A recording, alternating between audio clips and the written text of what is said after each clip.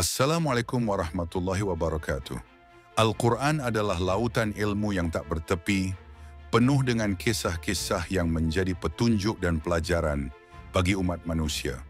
Namun di antara kisah-kisah yang terang benderang, Allah Subhanahu wa Ta'ala dengan sengaja meninggalkan beberapa sosok dalam selubung misteri.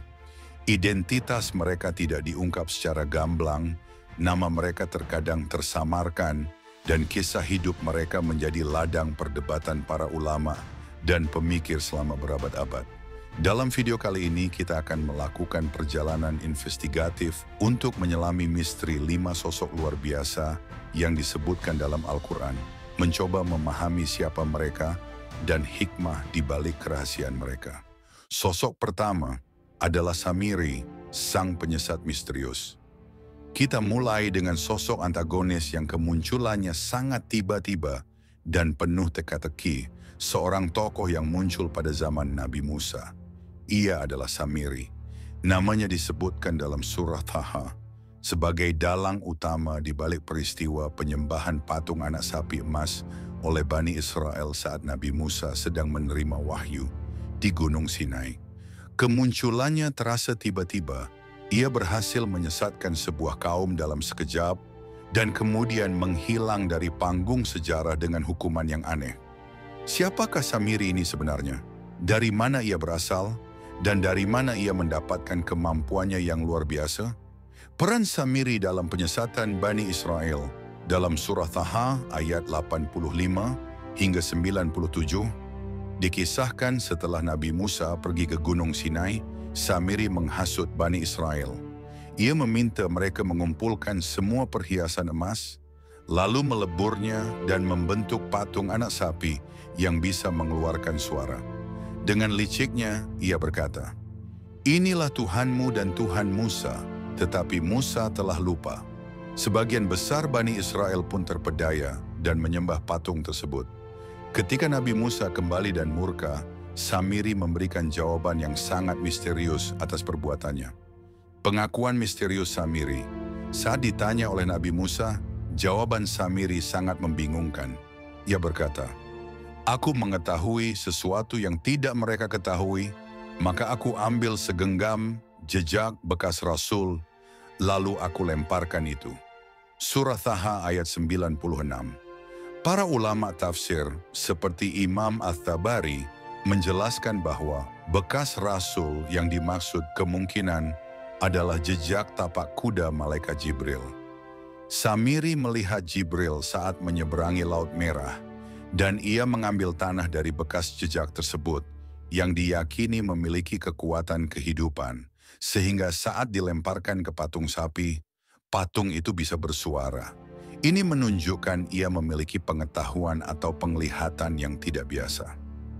Teori asal-usul Samiri. Asal-usul Samiri sendiri diselimuti misteri. Namanya menunjukkan kemungkinan ia berasal dari suku Samaria, Samaritans, sebuah kelompok etno-religius yang berkerabat dengan Bani Israel.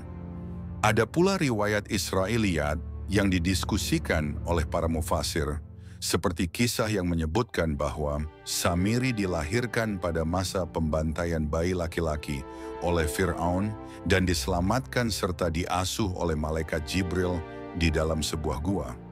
Teori ini, jika benar, akan menjelaskan mengapa ia bisa mengenali jejak Jibril. Namun, kebenaran riwayat ini tidak dapat dipastikan dan tetap menjadi bagian dari misteri yang menyelimuti sosoknya.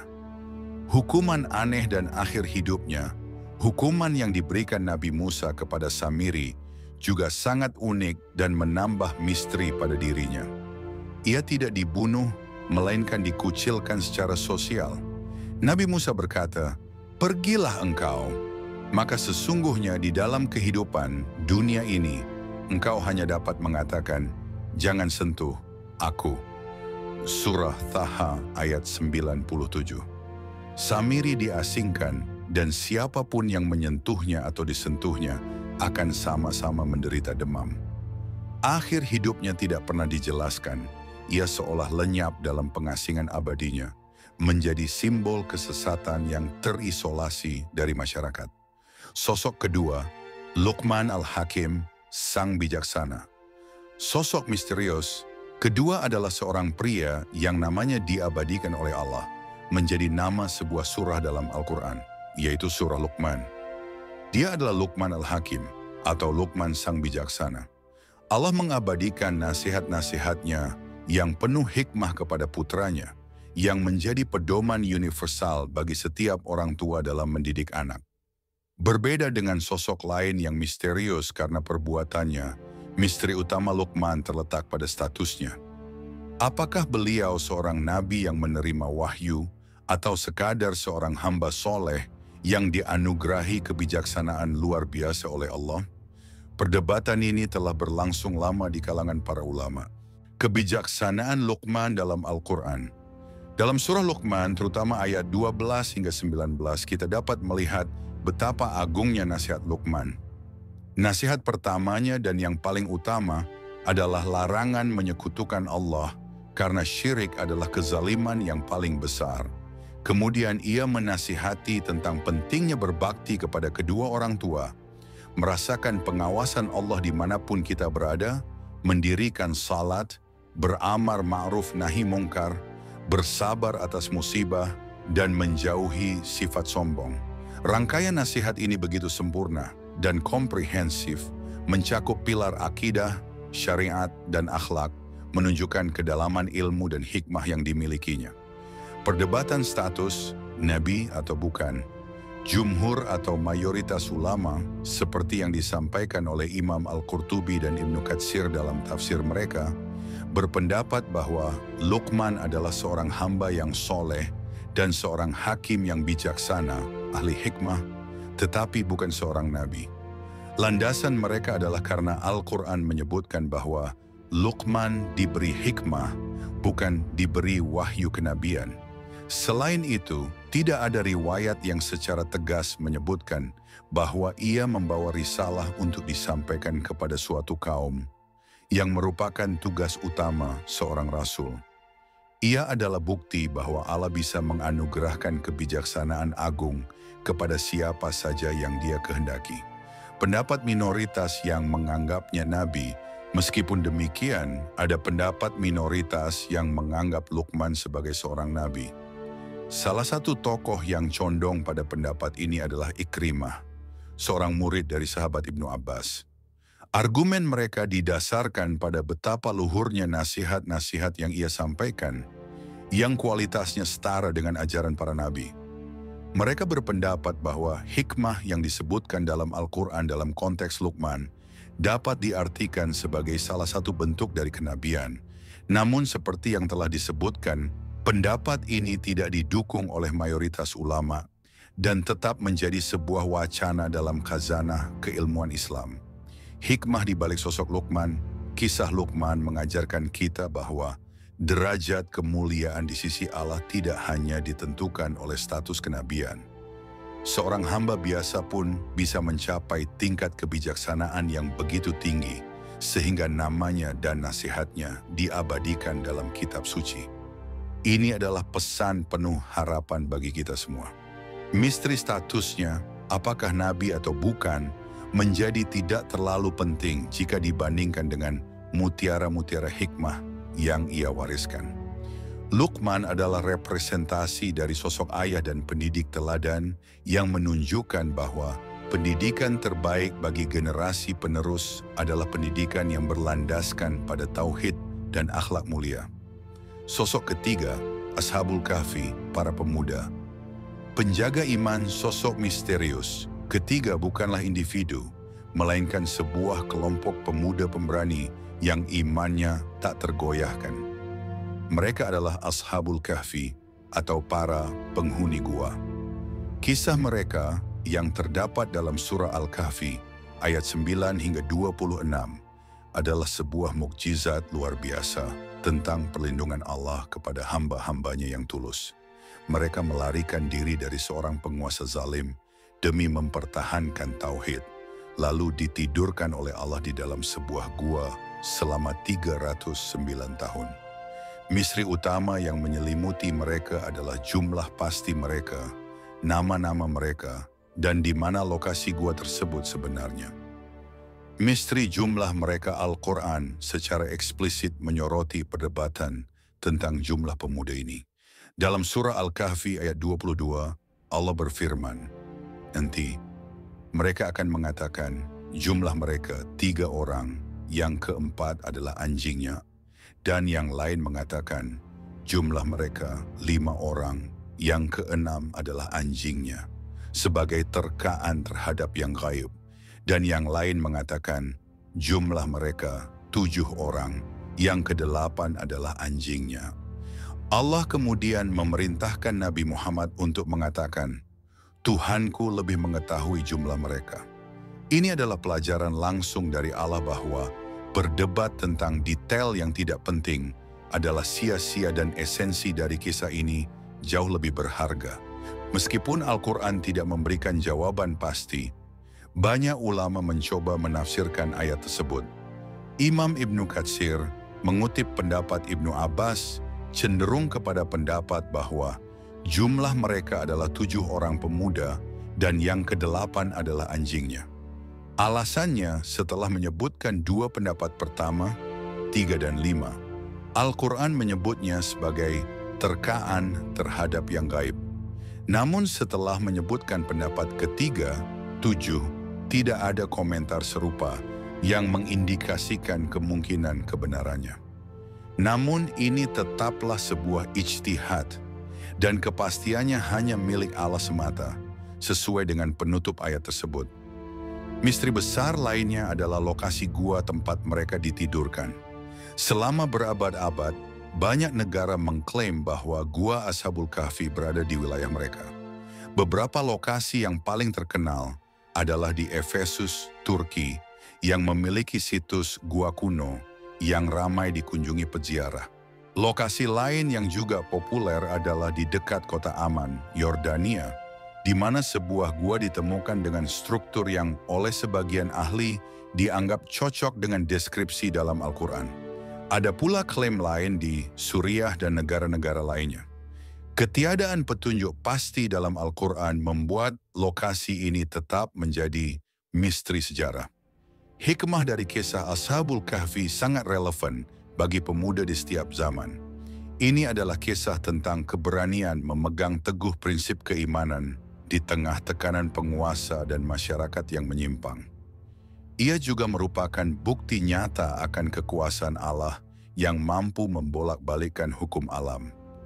Misteri jumlah dan lokasi mereka mengajarkan kita untuk fokus pada substansi, yaitu pentingnya hijrah dari keburukan, mencari perlindungan hanya kepada Allah, dan keyakinan bahwa pertolongan Allah pasti akan datang bagi mereka yang tulus berjuang di jalannya, melampaui batas ruang dan waktu. Sosok keempat, Khidir, hamba misterius pembawa ilmu hakikat pengenalan Nabi Khidir alaihissalam. Kini kita sampai pada salah satu sosok paling misterius dalam tradisi Islam. Seorang hamba Allah yang menjadi guru bagi seorang Nabi Ulul Azmi. Dia adalah Khidir alaihissalam.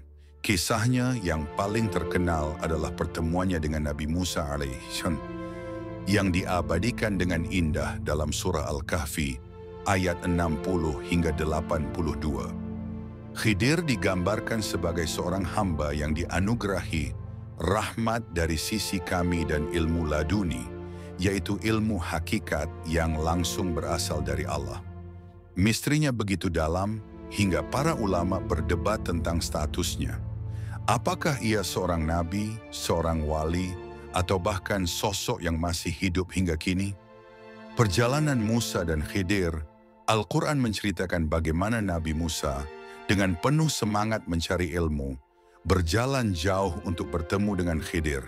Setelah bertemu, Khidir mensyaratkan agar Musa tidak bertanya tentang apapun perbuatannya sampai ia sendiri yang menjelaskannya.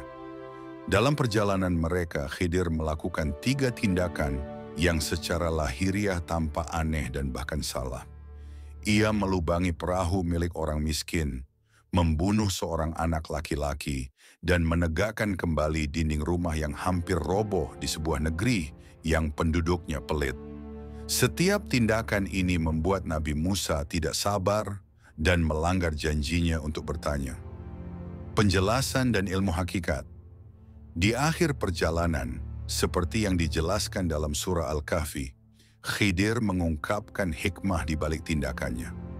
Perahu itu dilubangi untuk menyelamatkannya dari raja zalim yang akan merampasnya. Anak itu dibunuh karena atas perintah Allah, ia kelak akan menjadi kafir dan menyeret orang tuanya ke dalam kekafiran, dan Allah akan menggantinya dengan anak yang lebih soleh. Dinding itu diperbaiki karena di bawahnya tersimpan harta anak yatim, dan Allah ingin harta itu terjaga sampai mereka dewasa. Kisah ini menunjukkan adanya level ilmu hakikat yang melampaui logika syariat yang dipahami oleh Nabi Musa saat itu. Perdebatan terbesar seputar Khidir adalah statusnya. Mayoritas ulama, termasuk Imam Ibnu Katsir dalam tafsirnya, berpendapat bahwa Khidir adalah seorang nabi. Argumennya, ia menerima wahyu dan pengetahuan gaib langsung dari Allah, sesuatu yang merupakan kekhususan para nabi. Tidak mungkin seorang wali memiliki pengetahuan untuk melakukan tindakan seperti membunuh seseorang atas dasar wahyu masa depan. Namun sebagian kecil ulama tasawuf berpandangan bahwa ia adalah seorang wali agung yang mencapai tingkatan spiritual tertinggi sebagai bukti keluasan rahmat Allah yang bisa diberikan kepada hamba pilihannya. Misteri lain yang sangat populer adalah keyakinan bahwa Nabi Khidir masih hidup hingga hari ini. Keyakinan ini banyak dipegang oleh kalangan sufi yang sering menceritakan kisah pertemuan para wali dengan sosok Khidir. Namun para ulama besar ahli hadits dan tafsir seperti Imam Bukhari, Ibnu Taimiyah, dan Ibnu Hajar al-Asqalani dengan tegas menolak pandangan ini. Mereka berargumen berdasarkan ayat Al-Quran surah Al-Anbiya ayat 34. Dan kami tidak menjadikan seorang manusia pun sebelum engkau, Muhammad, hidup abadi. Jika Khidir masih hidup, ia pasti akan datang menemui dan beriman kepada Nabi Muhammad SAW. Hikmah dari kisah Khidir sangatlah mendalam. Ia mengajarkan kita tentang kerendahan hati dalam mencari ilmu. Bahkan seorang nabi sekelas Musa pun harus tunduk pada guru yang lebih alim dalam bidang tertentu. Kisah ini juga membuka wawasan kita bahwa di balik setiap musibah atau kejadian yang tampak buruk, mungkin tersimpan rahmat dan kebijaksanaan Allah yang tidak kita ketahui. Misteri Khidir adalah pengingat abadi bahwa ilmu manusia sangatlah terbatas, dan kita harus senantiasa bersabar dan berbaik sangka terhadap setiap ketetapan Allah Subhanahu wa Ta'ala. Sosok kelima, Zulkarnain, sang penguasa dua tanduk. Sebagai puncak dari penelusuran kita akan membahas sosok agung yang paling sering diperdebatkan identitasnya dalam sejarah. Dia adalah Zulkarnain, yang berarti pemilik dua tanduk. Kisahnya diabadikan dalam Al-Quran, tepatnya di surah Al-Kahfi ayat 83 hingga 98. Allah menceritakan tentang seorang raja yang soleh, adil, dan memiliki kekuasaan yang membentang dari ujung barat hingga ujung timur bumi. Ia adalah seorang hamba yang diberi kekuatan luar biasa untuk menegakkan kebenaran dan melindungi kaum yang lemah. Pertanyaan terbesar yang menggantung hingga hari ini adalah, siapakah sebenarnya Zulkarnain ini? Dalam surah Al-Kahfi, Allah menceritakan 3 perjalanan besar Zulkarnain. Perjalanan pertamanya adalah ke arah matahari terbenam, di mana ia menemukan kaum yang berbuat zalim. Perjalanan keduanya adalah ke arah matahari terbit, di mana ia bertemu kaum yang hidup sangat sederhana. Puncak kisahnya adalah pada perjalanan ketiga, saat ia sampai di antara 2 gunung dan menemukan kaum yang terancam oleh kerusakan yang ditimbulkan oleh Ya'juj dan Ma'juj. Dengan kebijaksanaan dan kekuatan dari Allah, Zulkarnain kemudian membangun sebuah tembok besi dan tembaga yang sangat kokoh untuk mengurung 2 bangsa perusak tersebut hingga akhir zaman. Tafsir ulama tentang identitasnya, Salah satu teori paling populer yang dibahas para mufasir adalah kemungkinan bahwa Zulkarnain adalah Iskandar Agung, Alexander the Great dari Makedonia. Pendapat ini, sebagaimana dicatat oleh beberapa sejarawan dan ulama klasik, didasarkan pada kesamaan skala kekuasaannya yang sangat luas. Namun, Imam Ibnu Katsir dalam kitabnya Qisas Al-Anbiya, Kisah Para Nabi, dan dalam tafsirnya dengan tegas menolak teori ini. Alasannya, Iskandar Agung diketahui merupakan murid dari filsuf Aristoteles dan tidak menyembah Tuhan yang esa, sementara Al-Quran dengan jelas menggambarkan Zulkarnain sebagai seorang hamba Allah yang soleh dan beriman. Teori lain, Raja Cyrus dan lainnya. Teori lain yang lebih kuat dan didukung oleh ulama modern seperti Abul Kalam Azad dan Syekh Yusuf Al-Qaradawi mengidentifikasi Zulkarnain sebagai Quraisy Agung atau Raja Cyrus dari Persia. Argumen ini didasarkan pada beberapa fakta. Raja Cyrus dikenal sebagai pemimpin yang adil, toleran, dan dalam beberapa catatan sejarah kuno, ia membebaskan kaum Yahudi dari perbudakan Babilonia, sebuah tindakan yang dipuji.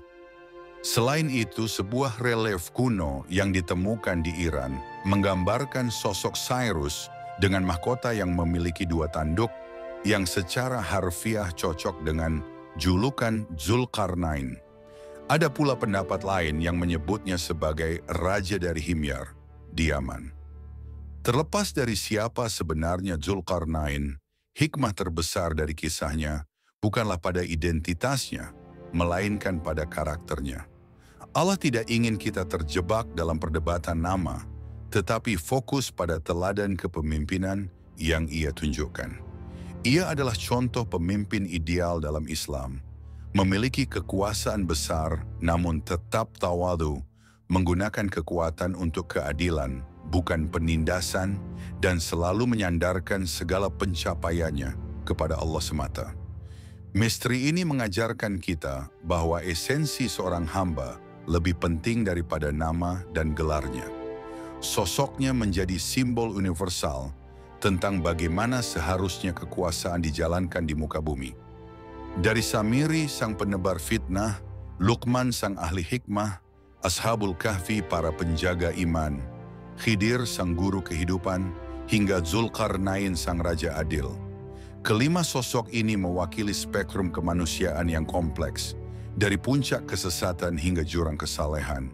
Allah sengaja membiarkan detail kehidupan mereka menjadi misteri. Dengan demikian, kita tidak terjebak pada kultus individu atau perdebatan tak berujung tentang nama dan tempat, melainkan kita diajak untuk terbang lebih tinggi dan menangkap esensi pelajaran dari setiap kisah yang dipaparkan.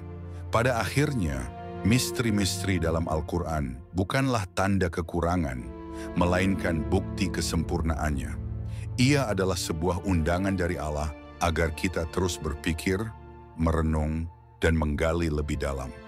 Ia mengajarkan kita sebuah kerendahan hati, bahwa sebanyak apapun ilmu yang kita kumpulkan, akan selalu ada rahasia yang hanya Allah yang mengetahuinya. Semoga penelusuran kita kali ini menambah kecintaan kita kepada Al-Quran dan membuat kita semakin yakin akan keagungannya. Wallahu a'lam bisyawab. Wassalamualaikum warahmatullahi wabarakatuh.